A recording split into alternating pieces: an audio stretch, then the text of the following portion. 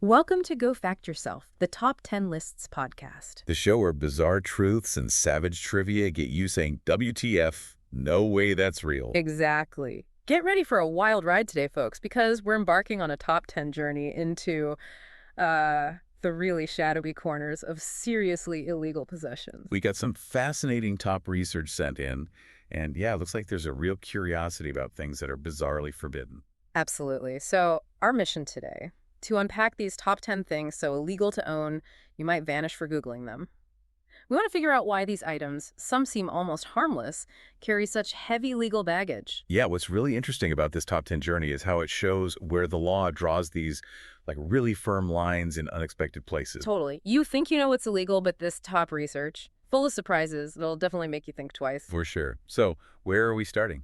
Okay, kicking off our countdown at number 10.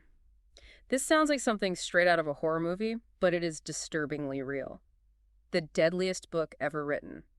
That literally kills you to read it. Like, literally kills you, not metaphorically. Nope, literally. And we're not talking about some fictional cursed thing. This is a 19th century medical text called Shadows from the Walls of Death.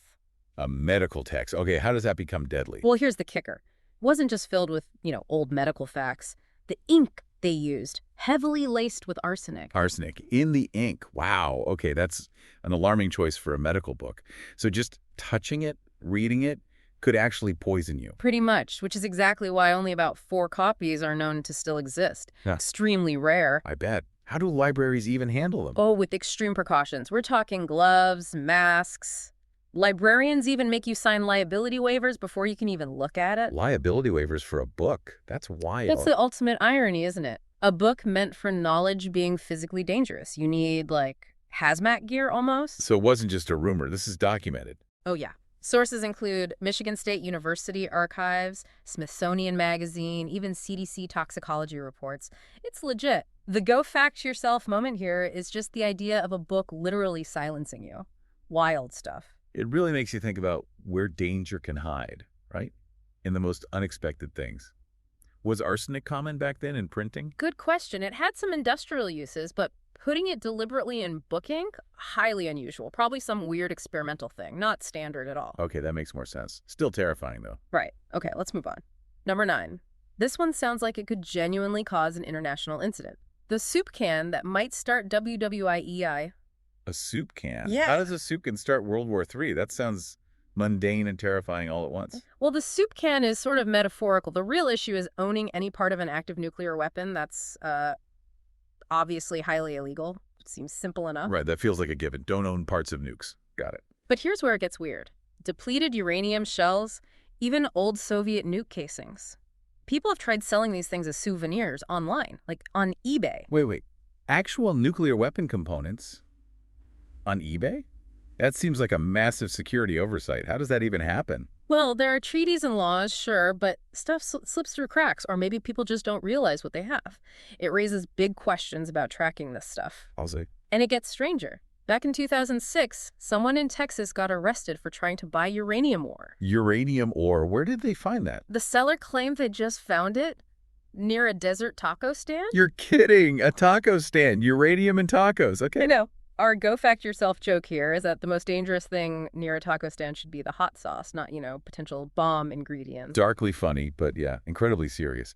Even depleted uranium is radioactive, right? Yeah. Not good stuff to have lying around. Definitely not. And this isn't just rumor either. This comes from Department of Energy records, eBay's own ban lists, FOIA documents. It's real. It really shows the challenge of controlling hazardous materials in, Wow. this super connected world we live in. What looks like a weird trinket could be.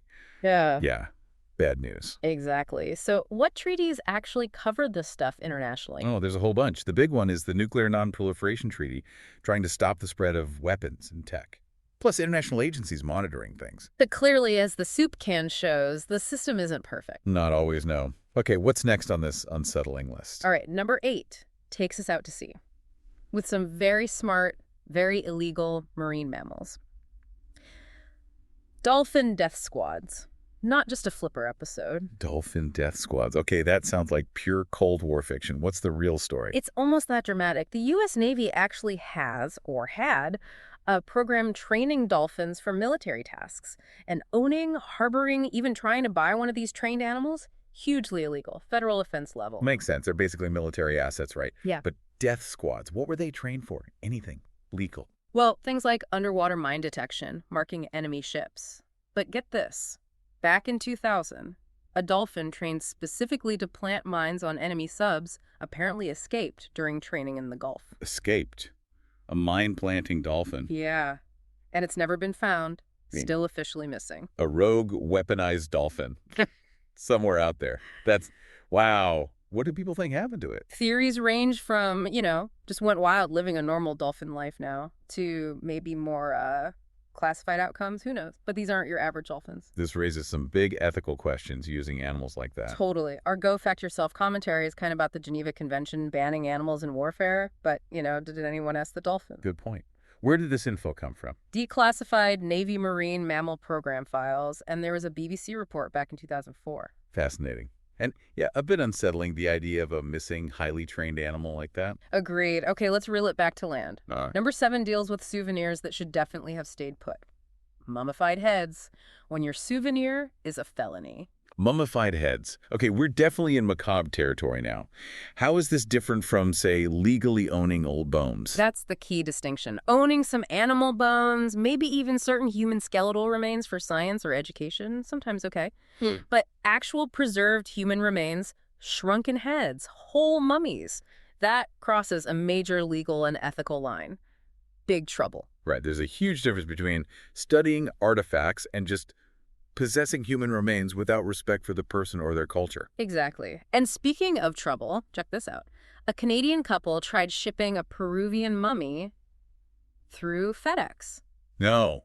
But Yep, labeled it as a gift. Customs was not amused. Big fines. A mummy as a gift Yeah. via FedEx. You honestly can't make this stuff up. What were they thinking? Apparently, they just thought it was like a cultural artifact you can mail. Shows that not knowing the law doesn't really help you. Apparently not. Our Go Fact Yourself twist here is like that line from the movie, "What's in the box?" You do not want customs asking you that when the answer is a mummy. Definitely not. What laws cover this? Things like the Unij Right Convention on Stolen Cultural Objects, plus news reports like from the CBC, and customs seizure logs. It really drives home how important it is to understand laws about cultural heritage. What looks like a cool souvenir could be deeply offensive, illegal. Couldn't agree more. Okay, let's try to lighten the mood slightly while still being in the could kill you category. Number 6. Fugu the fish that can legally kill you. Ah, fugu. The pufferfish. I know this one's dangerous, but remind us why. Okay, so fugu is this big delicacy in Japan, super prized, but, and this is a huge, but it contains a neurotoxin, tetrodotoxin. It's estimated to be about 1,200 times more poisonous than cyanide. 1,200 times. Whoa. Wow. So how is it legal to even eat it? That's the legal part. In Japan, only chefs with years of intense training and a special license can prepare it. They know how to remove the toxic parts, mostly the liver, ovaries. So it's incredible skill. Incredible skill, yeah. But even then, there's always a risk. And get this, in 2018, there was an emergency broadcast because a supermarket accidentally sold fugu liver, the most toxic part, mislabeled. An emergency broadcast for fish. That really shows the danger level. One mistake, and it's potentially fatal. Exactly. Our Go Fact Yourself commentary is just the absurdity of a meal needing its own liability waiver. Eat this, you might die. Sign here. It's a wild example of culture and extreme risk living side by side, but only with super strict rules and expertise. Totally. Info on this comes from Japan's Ministry of Health, NHK World News, the WHO. It's well documented. Okay, from deadly dinners to spy gear. Yep. Shifting gears to number 5, the CIA's acid guns and other spy toys you shouldn't have. Acid guns. Seriously. Sounds like a Bond villain gadget. Pretty close. The CIA actually developed this assassination gun, fired tiny frozen darts filled with poison. Frozen darts. Why frozen? The idea was the dart melts inside the body, leaves almost no trace for an autopsy. Super stealthy. Chillingly clever. And I'm guessing incredibly illegal under international law. Absolutely. Owning or trying to make something like that Yes. violates multiple laws about assassination, prohibited weapons, you name it. And here's the truly wild part. The CIA actually demonstrated this gun live at a Senate hearing in 1975. They showed Congress an assassination weapon. That's Yeah. not bold. Or maybe just brazen. Astonishing. Right. Our Go Fact Yourself sidebar is just that contrast. James Bond makes spy stuff look cool, but the reality, These devices were for killing, potentially committing war crimes. It's dark stuff. Definitely puts the glamour of espionage in a different light. Where did we find this out? The Church Committee hearings records, declassified CIA files from FOIA requests, Wired magazine reported on it too. It really shows the murky, ethical waters intelligence agencies swim in. Owning something like that isn't just illegal, it's morally heavy. For sure. Okay, let's pivot to something a bit more whimsical, though still illegal. Number 4. Kinder Surprise eggs. The chocolate treat, that's too hardcore for America. Kinder eggs, Yeah. right? I remember these being like forbidden treasures when I was a kid. Why are they illegal in the U.S.? It seems so weird. It goes way back to a 1938 law.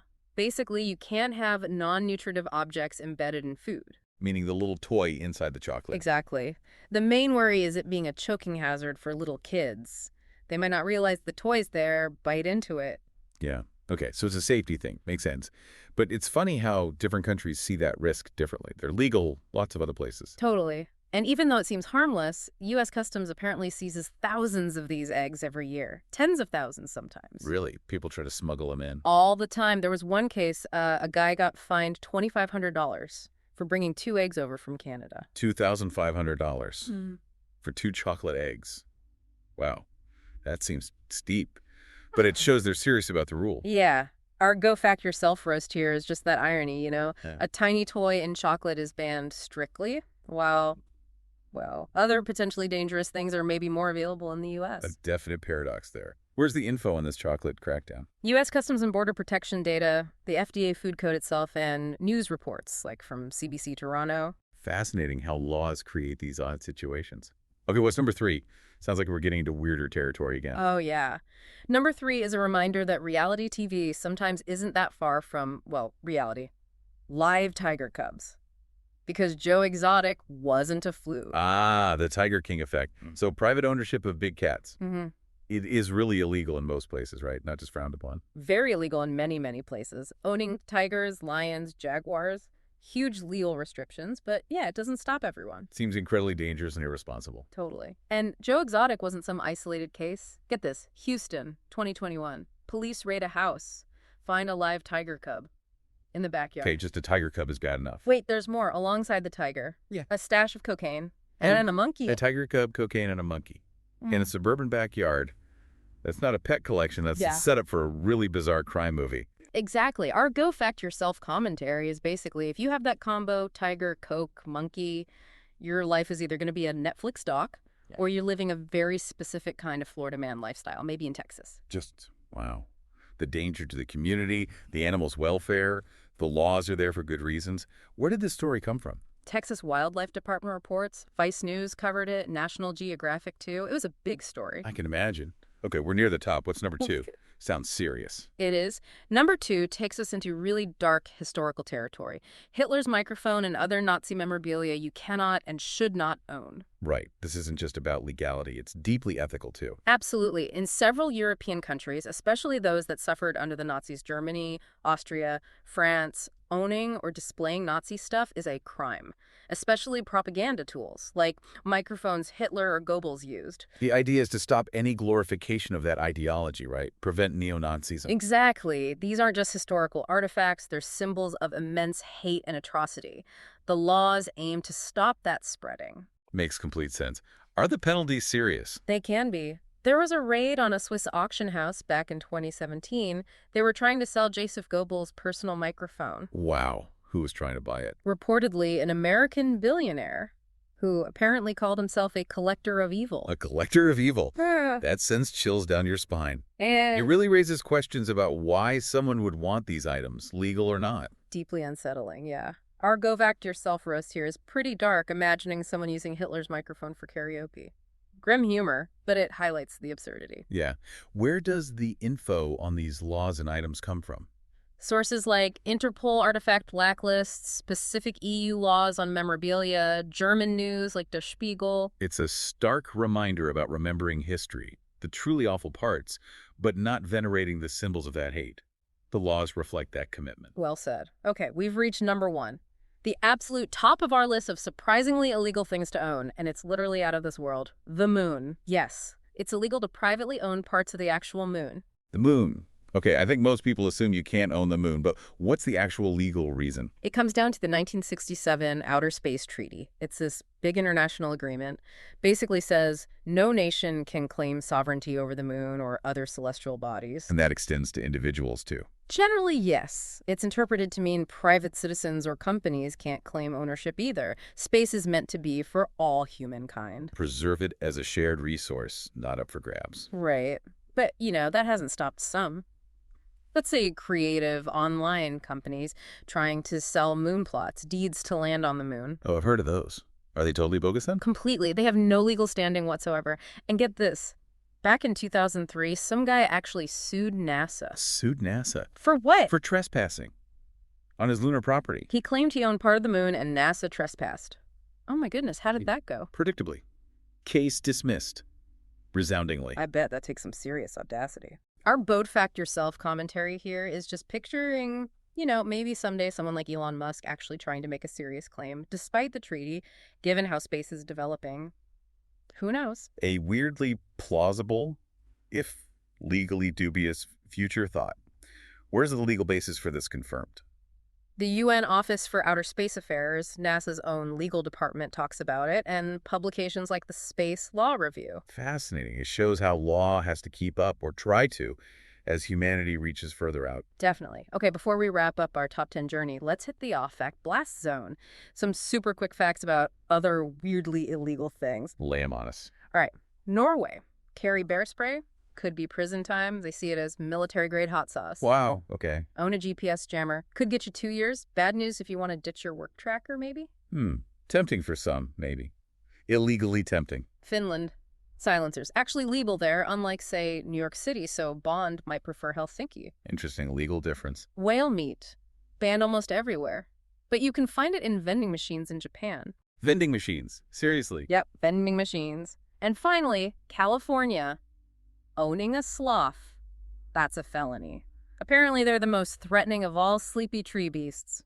Go figure. A felonious sloth. Yeah. You learn something new every day. That fact blast really shows the wild variety of laws out there. It really does. So as you can see from this whole top 10 journey, the world of illegal stuff is way stranger, way more fascinating than you might think.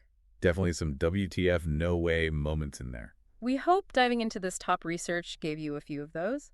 And maybe a new appreciation for some really weird laws.